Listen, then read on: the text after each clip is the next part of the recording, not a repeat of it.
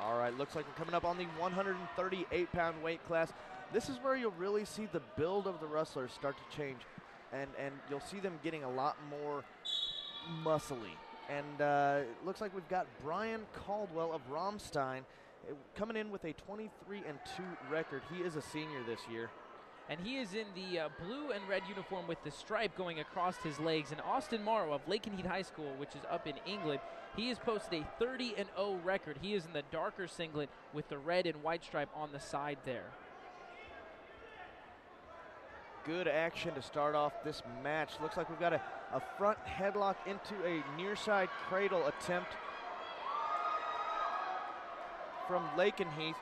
Looks like Austin Morrow attempting to put Rammstein straight onto his back from this position. And that's a tough move to end up in this quick into the first period. Periods are 2 minutes long. We've only got a minute and 15 left or so. And Austin Morrow of Lakenheath doing a fantastic job to control this matchup, gaining back points and takedown points successfully.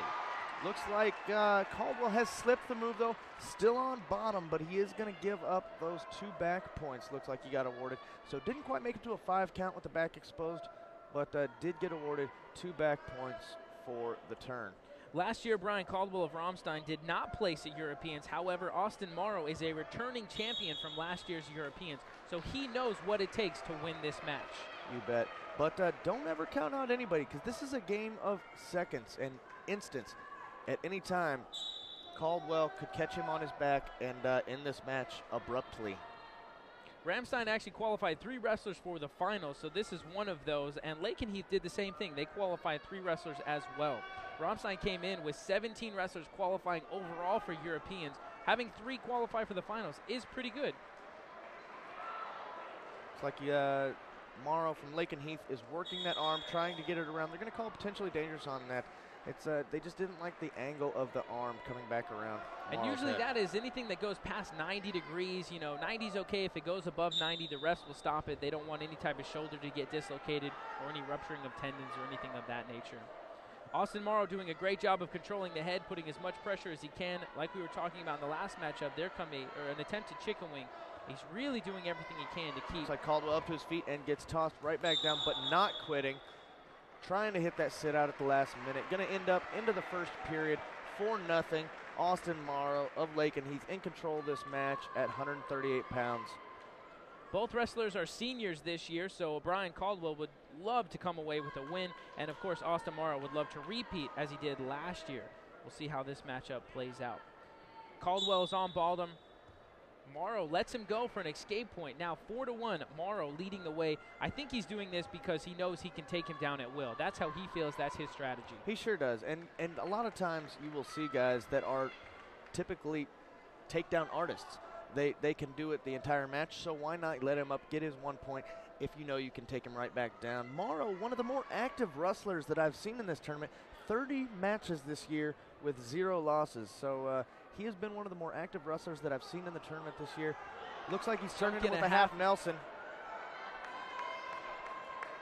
Again, back points and the takedown, which will give him 8-1 right now. Morrow just controlling this matchup as well as he possibly could. What you're seeing him attempt there is called a 3/4 Nelson. He's actually trying to ball him up into a circle and tuck his head under to where his shoulders are on the mat. Not a very comfortable position to be in if you're on the bottom position.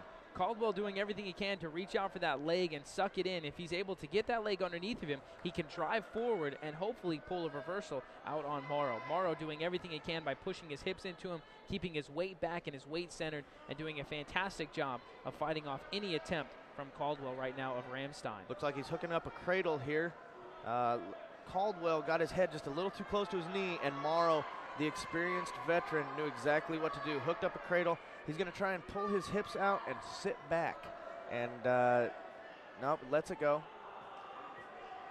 He's got to be careful. Again, great. Well, they give him, what Caldwell needs to do is turn into his body, and there we go, just like that. He's got the reversal points. Now an 8-3 matchup, and this could go any way. 15 seconds left in the second period of this 138-pound matchup. Great action in this matchup. mostly controlled by Morrow, but I tell you, there's no quit in Caldwell. And Morrow scores a reversal, looks like. He's going to get 2 points, bringing the score to 10-3 at the end of the second period in this 138-pound championship matchup.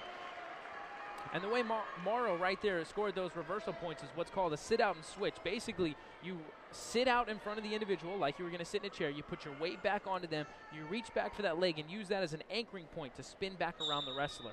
Just like this right here. Putting exactly yourself just right like back that. on top. Again, another 2 points going out to Morrow. That'll put it at 12-3. He's doing a fantastic job of controlling this match and setting it at his pace that he wants to go. Morrow is not only lightning fast, but the technicalities. He knows exactly where to put his hand at exactly the right time.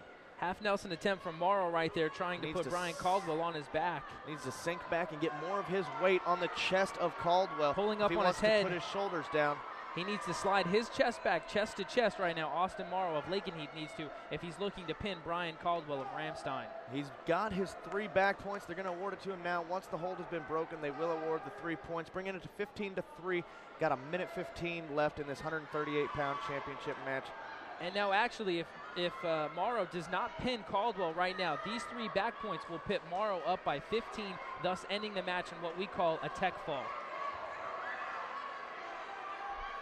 3 points, that should be the called. end of the match right there on a tech fall, and Morrow will become a 2-time European Wrestling Champion with a score of 18-3. Morrow just showcasing highly technical moves and blending a great mixture of speed and skill.